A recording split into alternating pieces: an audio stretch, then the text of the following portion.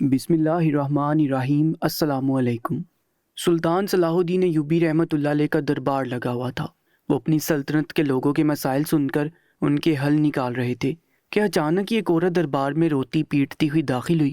سلطان صلاح الدین ایوبی رحمۃ اللہ علیہ نے اس عورت کو حیرت بڑی نگاہوں سے دیکھا، لیکن وہ خاموش رہے۔ وہ عورت سلطان صلاح الدین ایوبی رحمۃ اللہ علیہ کے سامنے کھڑی ہو کر زاروں کی طرح رونے لگی، لیکن ایک لفظ نہیں کہا۔ سلطان کو حیرت ہوئی کہ یہ عورت کون ہے جو بنا کچھ بولے بس روئے جا رہی ہے۔ انہوں نے اپنی گمبھیر آواز میں اس عورت کو مخاطب کیا اور کہنے لگے، عورت، تمہارے ساتھ کیا مسئلہ درپیش آیا ہے؟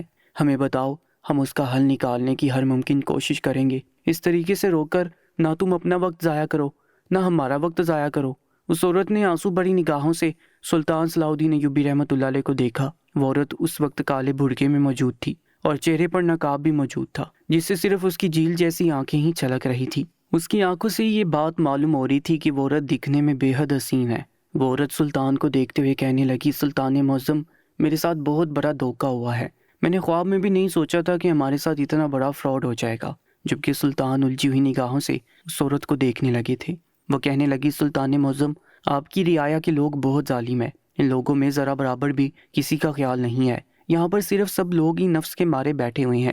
پورا دربار ہی اس عورت کو الجھی ہوئی نگاہوں سے دیکھ رہا تھا۔ وہ عورت مزید کہنے لگی، سلطان معظم، میری شادی کچھ سال پہلے ایک سنار سے ہوئی تھی۔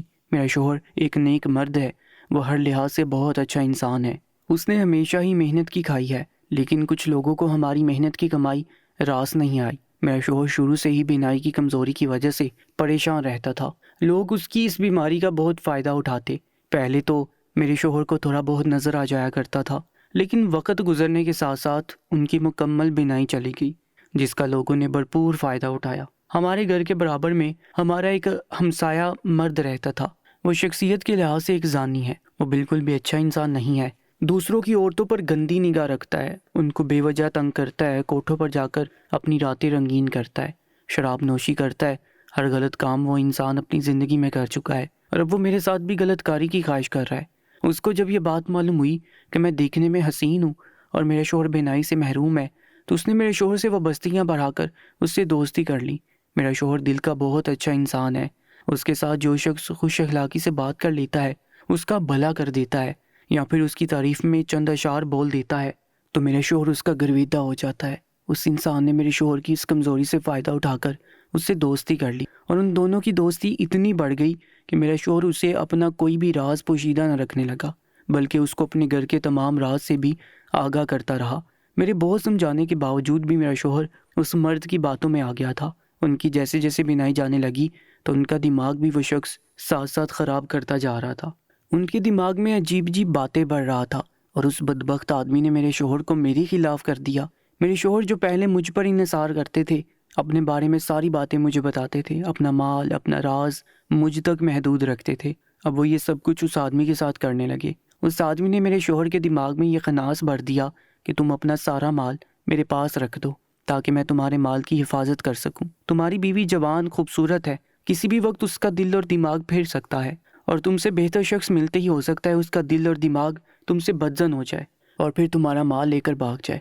جبکہ سلطان معظم، میں اپنے شوہر کے ساتھ ہمیشہ ہی وفادار رہی ہوں۔ میرے شوہر کو اس آدمی کی یہ بات سمجھ آ گئی، اور انہوں نے یہی سوچتے ہوئے اپنا سارا مال اس آدمی کے پاس رکھوا دیا کہ کسی بھی وقت ان کی بینائی جا سکتی ہے، اور اگر ایسے میں کسی بھی شخص نے ان سے ان کا مال لوٹا یا پھر ان کا مال لوٹ کے لے گئے تو اس سے بہتر ہے کہ وہ یہ مال اس آدمی کے پاس رکھوا دے۔ میں نے اپنے شوہر کو اس بارے میں بہت منع کیا تھا، لیکن اس کے باوجود بھی انہوں نے میری ایک نہ سنی، اور اس بدبخت انسان پر بھروسہ کر کے اپنا سارا مال اس آدمی کے پاس رکھوا دیا، اور یہیں سے ہماری بربادی شروع ہو گئی۔ دھیرے دھیرے میرے شوہر کی بینائی جاتی چلی گئی، اور اب وہ مکمل اندھے ہو چکے ہیں۔ انہیں اب کچھ بھی نظر نہیں آتا۔ جتنی بھی جمع پونجی ہم لوگوں کے پاس تھی وہ ہم استعمال کرتے رہے، اور جس وقت ہماری جمع پونجی ختم ہوئی تو میرے شوہر نے مجھے اس بدبخت آدمی کے گھر پر بھیجا اور کہا کہ اس آدمی کے پاس سے میرے 5,000 دینار لے آؤ۔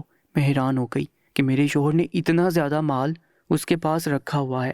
میں نے اپنے شوہر کو بہت سازش کی کہ اس کو اتنا مال اس آدمی کے پاس نہیں رکھنا چاہیے تھا، لیکن میرا شوہر مجھے ہی ڈانٹتے ہوئے کہنے لگا کہ تم خاموش ہو جاؤ اور جا کر اس آدمی کے پاس سے وہ دینار لے آؤ۔ میں نے ساری چیزوں کو پس پش ڈالا اور فوراً ہی اپنا برقع پہن کر اس آدمی کے گھر پہنچ گئی۔ میں جب اس آدمی کے گھر گئی تو اس نے میری بہت آؤ بھگت کی اور مجھے بہت عزت کے ساتھ اپنے گھر کے اندر لے گیا۔ پہلے پہل جو میرے دماغ میں اس آدمی کے خلاف منفی خیالات تھے وہ ہلکے ہلکے چھٹنے لگے، لیکن یہ خیالات چند منٹ بعد ہی واپس آ گئے، کیونکہ جب میں نے اسے کہا کہ میرا شوہر ہمارے وہ 5,000 دینار منگوا رہا ہے جو تمہارے پاس اس نے امانت کے طور پر رکھے تھے، تو وہ فوراً ہی میرے ساتھ غلیظ گفتگو کرنے لگا، کہنے لگا اے حسن جانا، اگر تمہیں وہ 5,000 دینار چاہیے تو میں تمہیں اس سے زیادہ دے دوں گا، لیکن بس تم میرے ساتھ کچھ خوشگوار لمحات گزار لو اور مجھے اپنا جسم سونپ دو۔ یہ بات سن کر سلطان معظم میرے قدموں تلے زمین نکل گئی۔ جو شخص خود کو میرے شوہر کا سچا اور وفادار دوست کہتا تھا اور میرا شوہر اس کے خلاف ایک لفظ نہیں سنتا تھا، وہ آدمی مجھ پر ہی گندی نگاہ رکھ کر بیٹھا ہوا تھا۔ میں نے جب اس کی یہ بات سنی تو میں فوراً ہی اپنی جگہ سے اٹھ گئی اور اس کو درستگی سے کہنے لگی، تمہیں شرم آنی چاہیے، میں تمہارے سب سے بہترین دوست کی بیوی ہوں اور اس وقت تمہارا وہ دوست مصیبت میں ہے، تو تم اس کی مصیبت کا فائدہ اٹھا کر اس کی بیوی پر گندی نگاہ رکھ رہے ہو۔ میں گھر جا کر یہ ساری باتیں اپنے شوہر کو بتاؤں گی، اور اگر اپنی خیر چاہتے ہو تو فوراً ہی خاموشی سے ہماری امانت ہمارے ہاتھ میں تھما دو، یہ نہ ہو کہ میں تمہارا قتل کر دوں۔ لیکن اس کے باوجود بھی وہ انسان اپنی حرکت سے باز نہ آیا اور مزید غلیظ گفتگو کرتے ہوئے کہنے لگا، ایسا محسوس ہوتا ہے کہ تمہارے لبوں سے پھول جھڑ رہے ہیں، بس مجھے ایک دفعہ موقع دے دو، تمہاری زندگی تبدیل کر دوں گا۔ تمہارا شوہر تو ویسے ہی اب ضعیف ہو چکا ہے، اس کی بینائی بھی جا چکی ہے، تم اتنی حسین نوجوان عورت ہو، تمہیں کسی خوبصورت مرد کے ساتھ ہونا چاہیے، ایسے بیمار انسان کے ساتھ نہیں۔ سلطان معظم، میں نے ایک بار پھر اس سے کہا کہ مجھ سے اس طریقے کی گفتگو نہ کرو، تم جیسا ناہنجار شخص میں نے اپنی پوری زندگی میں نہیں دیکھا، تم ایک زانی ہو اور تمہیں اپنے جیسے ہی سب لوگ لگتے ہیں، میں کہتی ہوں ہمارا مال لٹا دو، تمہارے حق میں اچھا ثابت نہیں ہوگا۔ میری یہ بات سن کر وہ یکدم ہی مجھ پر حاوی ہونے کی کوشش کرنے لگا اور کہنے لگا، اے بے ہودہ عورت، تم یہاں سے نکل جاؤ، تمہارے شوہر نے میرے پاس کوئی امانت نہیں رکھوائی، تمہارا شوہر ایک فقیر اور غریب انسان ہے، اس کے پاس 5,000 دینار کہاں سے آ سکتے ہیں؟ اور اس نے یہ کہہ کر میرے منہ پر دروازہ بند کر دیا۔ سلطان معظم، میں گھر گئی اور ساری رودات میں نے اپنے شوہر کو سنائی تو انہوں نے مجھے قاضی کے پاس بھیجا اور کہا کہ قاضی کو بتاؤ کہ میں کس مصیبت میں پھنس چکا ہوں اور میری دوست نے میری پیٹھ پر کھنجر گھوم دیا ہے۔ میں نے قاضی کی بہت مدد کی ہے، اس کے لیے نئی نئی طرح کی چیزیں بنا کر دی ہیں اور بدلے میں ایک ٹکے کا معاوضہ بھی نہیں لیا ہے، وہ یقیناً میری فریاد کو ٹالے گا نہیں۔ سلطان معظم، میں فوراً ہی اپنے شوہر کا حکم بجا لائی تھی اور اس آدمی کی شکایت لے کر میں قاضی کے پاس پہنچ گئی تھی، لیکن میری بدقسمتی کہ میری ان خوبصورت آنکھوں کی وجہ سے قاضی بھی بہک گیا اور اپنے نفس کے ہاتھوں مجبور ہو کر اس نے میرے ساتھ غلط کاری کرنے کی کوشش کی۔ سلطان معظم، میں نے اس کو ساری رودات سنائی اور اس نے مجھے تسلی بھی دی کہ وہ میری مدد کرے گا اور مجھے میرے دینار اس آدمی سے واپس دلوائے گا، لیکن اس کے بدلے وہ مجھ سے میرا جسم مانگے گا۔ میرے ساتھ کچھ خوشگوار لمحات گزارنے کی خواہش کرنے لگا۔ میرے ذہن و گمان میں بھی نہیں تھا کہ وہ اس طریقے کی باتیں کرے گا۔ سلطان معظم، میں نے اس قاضی کی جانب دیکھا، اس کو کہنے لگی کہ قاضی صاحب اپنی داڑھی کا خیال کر لیں، اتنی عمر ہو چکی ہے لیکن اس کے باوجود آپ اس طریقے کی باتیں کر رہے ہیں، آپ کو لوگوں کے انصاف کے لیے بٹھایا گیا ہے اور آپ لوگوں کی تکلیف سننے کی بجائے ان پر غلیظ نگاہ رکھ رہے ہیں۔ تو قاضی بھی اپنی جگہ سے کھڑا ہو گیا اور مجھے دبوچنے لگا، لیکن اس سے پہلے ہی میں ان سے دور ہو کر واپس اپنے شوہر کے پاس آ گئی۔ میرا شوہر یہ ساری باتیں سن کر بہت رنجیدہ ہو گئے اور اس کی طبیعت مزید خراب ہونے لگی۔ ان سب دورانی میں مجھے آپ کا خیال آیا کہ آپ کبھی بھی اپنی سلطنت میں موجود کسی بھی انسان کے ساتھ ناانصافی نہیں کرتے، سب کا خیال کرتے ہیں، ان کو انصاف دلاتے ہیں۔ سلطان معظم، ہمارے پاس صرف وہ 5,000 دینار ہی ہیں، اس کے علاوہ ہمارے پاس کوئی بھی جمع پونجی موجود نہیں ہے۔ میرا شوہر بہت بیمار ہے، اس کے علاج کے لیے مجھے رقم کی اشد ضرورت ہے اور گھر کا چولہا بھی اب نہیں جل سکتا کیونکہ ہمارے پاس اب بھوٹی کوڑی بھی موجود نہیں ہے۔ جبکہ سلطان سمیت تمام درباری اس عورت کو ترہم بری نگاہوں سے دیکھ رہے تھے۔ سب لوگوں کی آنکھوں میں ہی اس عورت کے لیے رحم تھا کیونکہ اس کے ایک ایک الفاظ میں سچائی تھی۔ سلطان صلاح الدین ایوبی رحمۃ اللہ علیہ نے اس عورت کو تسلی دی اور کہنے لگے، تم نے بالکل درست فرمایا ہے، میں کبھی بھی اپنی رعایا میں موجود کسی بھی شخص کے ساتھ ناانصافی نہیں ہونے دیتا، تم بے فکر رہو، ہم ابھی ہی قاضی اور اس بدبخت انسان کو بلا کر ان سے یہ سوال پوچھیں گے کہ وہ کون ہوتے ہیں تمہارے ساتھ اتنا بڑا ظلم کرنے والے، اور اس آدمی سے تمہارے 5,000 دینار بھی واپس دلوائیں گے۔ وہ عورت یہ سن کر مزید رونے لگی اور سلطان صلاح الدین ایوبی رحمۃ اللہ علیہ کا شکریہ ادا کرنے لگی۔ سلطان نے فوراً ہی وزیر کے ہمراہ ان دونوں آدمیوں کو دربار میں طلب کر لیا، جبکہ وہ عورت بھی ایک کونے میں کھڑی ہو کر سلطان کا انصاف دیکھنے لگی۔ سلطان صلاح الدین ایوبی رحمۃ اللہ علیہ نے قاضی کو دیکھا اور گرجتے ہوئے کہنے لگے، ہم یہ کیا سن رہے ہیں قاضی صاحب کہ آپ اپنے نفس کے ہاتھوں مجبور ہو گئے اور ایک عورت کو دیکھ کر اپنا دل ہار بیٹھے۔ وہ آپ کے پاس اپنی تکلیف لے کر آئی اور آپ اس کے ساتھ غلط باتیں کرنے لگے، اس کے ساتھ غلط کاری کرنے کی کوشش کرنے لگے۔ کہ آپ کو یہ سب کچھ اس عمر میں زیب دیتا ہے؟ ان کی آواز اس قدر گرجدار تھی کہ دربار کی در و دیوار ہل چکی تھی۔ پورے دربار میں موجود تمام لوگوں کے چہرے پر پریشانی آ گئی تھی۔ سب لوگ ہی قاضی کو دیکھ رہے تھے جو خوف کے زیر اثر سر جھکائے کھڑا ہوا تھا، جبکہ سلطان صلاح الدین ایوبی رحمۃ اللہ علیہ اس وقت اتنے غیظ و غضب میں تھے کہ ان کا بس نہیں چل رہا تھا کہ وہ اپنی نشست چھوڑیں اور ان دونوں مردوں کا سر قلم کرتے۔ اب انہوں نے غصے کے عالم میں دوسرے آدمی کو دیکھا اور گرجتے ہوئے کہنے لگے، اور تم بدبخت آدمی، تم ہماری رعایا کے ہو کر یہ کام کر رہے ہو، تم کیا سمجھے ہم تمہارے کالے کرتوتوں سے ناواقف ہیں؟ ان کے یہ کہنے کی دیر تھی کہ وہ آدمی فوراً ہی سلطان صلاح الدین ایوبی رحمۃ اللہ علیہ کی بات کی نفی کرتے ہوئے کہنے لگا، سلطان معظم، میں ایسا نہیں ہوں، آپ کو غلط فہمی ہوئی ہے، میں نے کبھی بھی کوئی غلط کام نہیں کیا۔ سلطان صلاح الدین ایوبی رحمۃ اللہ علیہ نے یہ سنا اور وہ کہنے لگے، تم ایک زانی ہو، شرابی ہو، اور اوپر سے تم نے ایک امانت میں خیانت کی ہے، تم ایک دھوکے باز انسان ہو۔ ہماری سلطنت میں یہ کام کرتے ہوئے تمہیں خوف نہ آیا؟ کیا تم نہیں جانتے ہو کہ ہم زانی شرابی کو کس طریقے کی سزا دیتے ہیں؟ وہ آدمی یہ سن کر انجان بنتے ہوئے کہنے لگا، کیا مطلب سلطان معظم؟ میں آپ کی باتوں کا مطلب بالکل نہیں سمجھ رہا ہوں۔ سلطان صلاح الدین ایوبی رحمۃ اللہ علیہ اس کا رویہ دیکھ کر یکدم ہی ٹھٹک گئے۔ جس طریقے سے وہ ساری چیزوں کی لا علمی ظاہر کر رہا تھا، انہوں نے ایک نظر اس عورت کو دیکھا جو حیرانی بڑی نگاہوں سے اس آدمی کو دیکھ رہی تھی۔ وہ آدمی کہنے لگا، سلطان معظم، میں کوئی زانی نہیں ہوں، میں تو ایک شریف آدمی ہوں اور ایک چھوٹا سا کاروبار کرتا ہوں۔ اگر آپ کو یقین نہیں تو میرے بارے میں آپ اچھے سے معلومات حاصل کر لیں۔ جبکہ یہ سننے کی دیر تھی کہ وہ عورت چیختے ہوئے کہنے لگی، نہیں سلطان معظم، یہ جھوٹ بول رہا ہے، یہ ایک زانی ہے اور یہ ہماری امانت کھا کر بیٹھا ہوا ہے۔ وہ آدمی اس عورت کی جانب دیکھتے ہوئے کہنے لگا، ارے او بی بی، ہو کون تم اور ایسے کیسے تم مجھ پر الزام لگا سکتی ہو؟ نہ جان نہ پہچان۔ سلطان یہ سارا منظر بہت گہری نگاہوں سے دیکھ رہے تھے۔ انہوں نے تحمل سے اس آدمی سے سوال کیا، دیکھو اے مرد، اگر تم چاہتے ہو کہ تمہاری سزا کم کر دی جائے تو تمہارے حق میں یہی بہتر ہے کہ جو سوال ہم تم سے پوچھیں اس کا سچ سچ جواب دے دو، نہیں تو یاد رکھنا ہم گناہ کرنے والوں کو معاف نہیں کرتے۔ وہ آدمی یہ سن کر کہنے لگا، سلطان معظم، میں اس دربار میں جو کہوں گا سچ کہوں گا، سچ کے سوا ایک لفظ اپنے منہ سے ادا نہیں کروں گا۔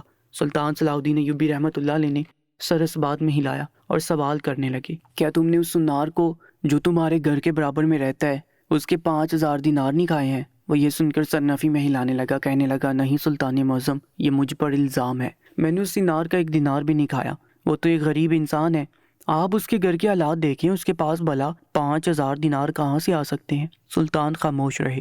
انہوں نے ایک اور سوال کیا، اے آدمی، ہمیں یہ بتاؤ، جب سنار کی بیوی تم سے اپنی رقم مانگنے آئی تو تم نے اس کے ساتھ غلیظ باتیں کی اور اس کے ساتھ بدسلوکی کرنے کی کوشش کی، یہ بات سچ ہے؟ یہ بات سننے کے بعد بھی وہ آدمی سرنفی میں ہلاتے ہوئے کہنے لگا، نہیں سلطان معظم، میں اس خاتون کو تو پہلی بار دیکھ رہا ہوں، میرے گھر کے اندر کوئی بھی نہیں آیا ہے، آپ ہمارے محلے کے آس پاس کے لوگوں سے میرے بارے میں دریافت کر سکتے ہیں۔ سلطان صلاح الدین ایوبی رحمۃ اللہ علیہ اس آدمی کے اتنے دعوے سے بولنے پر خاموش ہو گئے۔ انہوں نے قاضی کو دیکھا، وہ بھی سلطان کو ہی دیکھ رہا تھا۔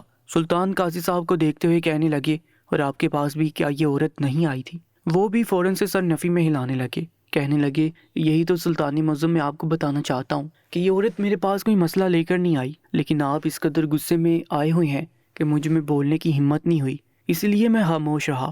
سلطان نے سر اس بات میں ہلایا اور چند سیکنڈ کچھ سوچ کر ان دونوں مردوں کو عدالت سے باعزت بری کر دیا، جبکہ اس فیصلے سے وہ عورت بالکل ہی مایوس ہوگی۔ محل میں موجود تمام لوگ ہی مایوس ہو کر سلطان کے چہرے کو دیکھ رہے تھے، کیونکہ جس انداز میں اس عورت نے سلطان کے سامنے اپنا مسئلہ رکھا تھا اس کے اندر ذرا برابر بھی جھوٹ نظر نہیں آ رہا تھا۔ ان لوگوں کو بھیج دینے کے بعد سلطان نے اس عورت کو دیکھا اور اس کو بھی جانے کے لیے بول دیا۔ وہ عورت سلطان کے آگے بہت روئی، گر گرائی، لیکن انہوں نے اس عورت کی ایک فریاد نہیں سنی اور اس کو دربار سے نکال دیا گیا۔ سب لوگ اس عورت کو ترہم بڑی نگاہوں سے دیکھ رہے تھے، لیکن سلطان صلاح الدین ایوبی رحمۃ اللہ علیہ اس عورت کو بہت گہری نگاہوں سے دیکھ رہے تھے۔ اس کے جانے کے بعد انہوں نے اپنے وزیر کو قریب بلایا اور اس کو حکم دیا کہ اس عورت کے گھر جاؤ اور خاموشی سے اس تک یہ پیغام پہنچا دو کہ ہم نے اس کو رات میں محل میں یاد فرمایا ہے۔ وزیر نے یہ بات سنی تو وہ سلطان کو حیرت سے دیکھنے لگے کہ وہ یہ کیا بول رہے ہیں، ان کی بات کا مقصد کیا ہے، لیکن ان کی آنکھوں میں خاموش پیغام پڑھ کر وہ پیچھے ہٹ گئے اور رات ہونے تک کا انتظار کرنے لگے۔ وہ عورت جب دربار سے باہر نکلی تو سیدھا اپنے گھر آ گئی، زاروں کی زار رونے لگی۔ اس کی فریاد کسی نے نہیں سنی، وہ بہت مایوس ہو گئی اور اللہ کے سامنے رو رو کر دعائیں مانگنے لگی کہ اس کو انصاف مل جائے، اس کی رقم اس کو واپس مل جائے اور ان بدبخت انسانوں کو جو اس کے ساتھ بدسلوکی کرنے کی کوشش کر رہے ہیں ان کو سزا مل جائے۔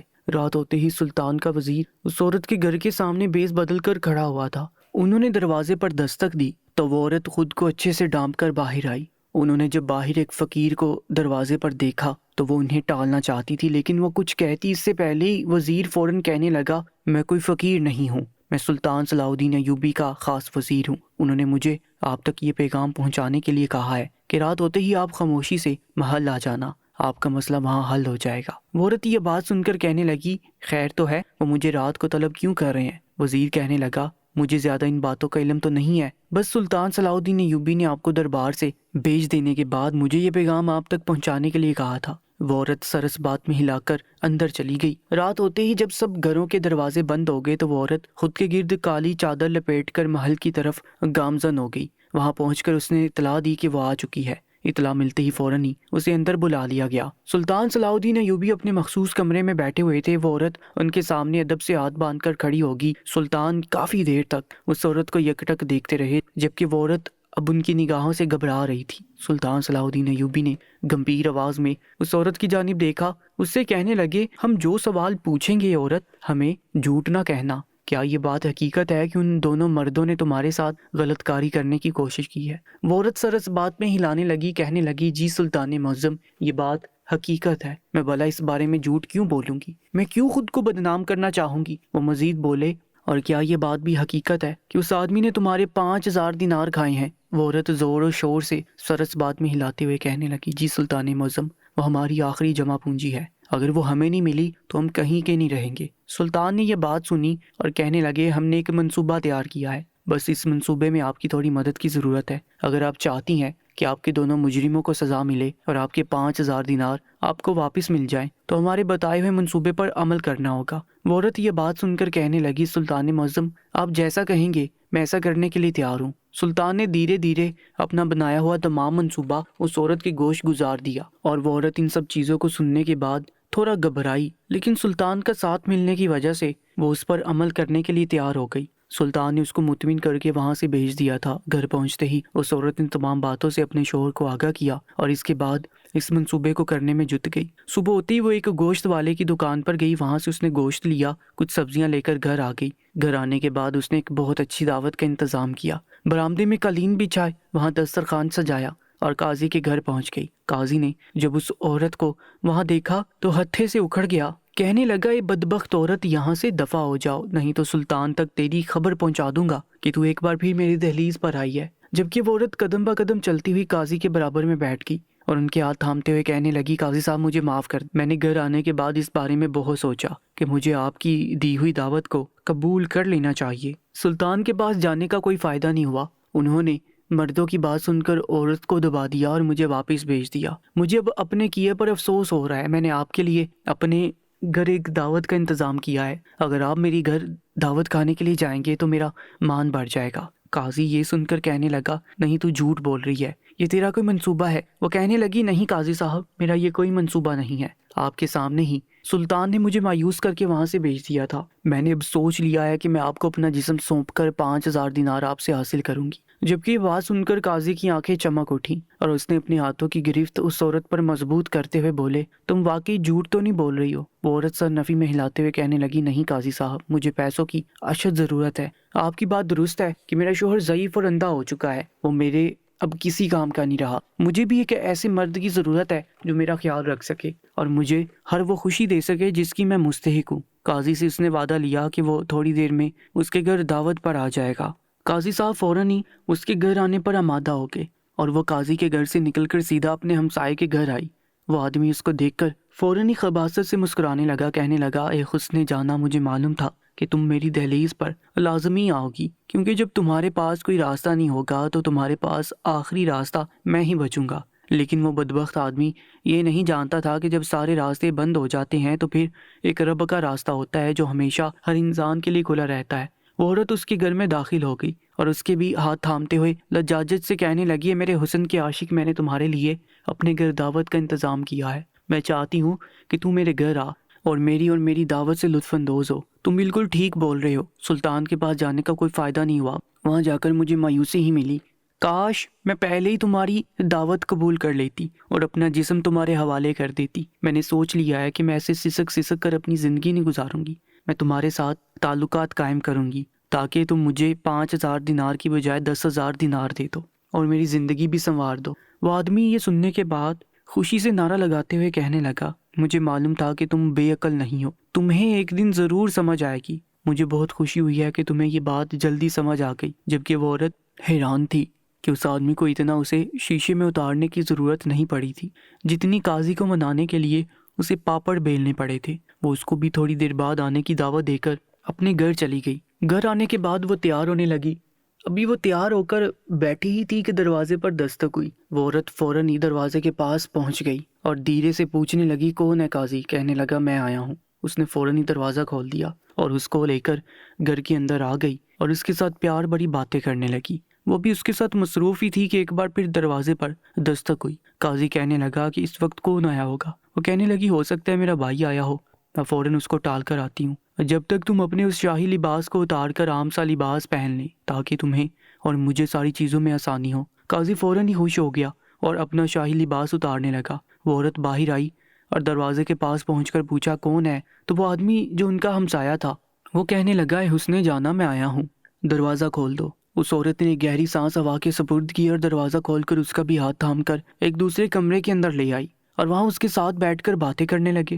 ان کو بیٹھے ہوئے ابھی تھوڑی دیر ہوئی تھی کہ اچانک ہی دروازے پر زوردار قسم کی دستک ہوئی۔ وہ عورت زیر لب مسکرائی، یعنی سلطان اور اس کے سپاہی وہاں پہنچ چکے تھے اور اپنی جگہ سے مسکراتے ہوئے کھڑی ہوئی۔ اس زوردار آواز سے دوسرے کمرے سے قاضی بھی باہر آ گیا اور ساتھ ساتھ وہ آدمی بھی باہر آ چکا تھا۔ دونوں ہاتھ باہتا ایک دوسرے کو دیکھ رہے تھے جبکہ وہ عورت قدم با قدم چلتی ہوئی دروازہ کھول چکی تھی۔ سامنے سلطان صلاح الدین ایوبی رحمۃ اللہ علیہ ایک شان سے کھڑے ہوئے تھے۔ ان کے پیچھے ان کا خاص وزیر، ان کے چند سپاہی موجود تھے۔ سلطان صلاح الدین ایوبی رحمۃ اللہ علیہ نے ان دونوں آدمیوں کو دیکھا اور کہنے لگے، ہم تم دونوں کو دیکھتے ہی سمجھ چکے تھے کہ تم دونوں ہوس کے پجاری ہو، اور تمہیں کیا لگتا ہے کہ تم دونوں بڑے دربار میں ہمارے سامنے اپنے کیے پر مکر جاؤ گے اور ہم اس پر ایمان لے آئیں گے؟ اسی لیے ہم نے اس وقت تم دونوں کو آزاد کر دیا اور اس عورت کو مایوس واپس لوٹا دیا تھا، کیونکہ ہم تم دونوں کو رنگے ہاتھوں پکڑنا چاہتے تھے۔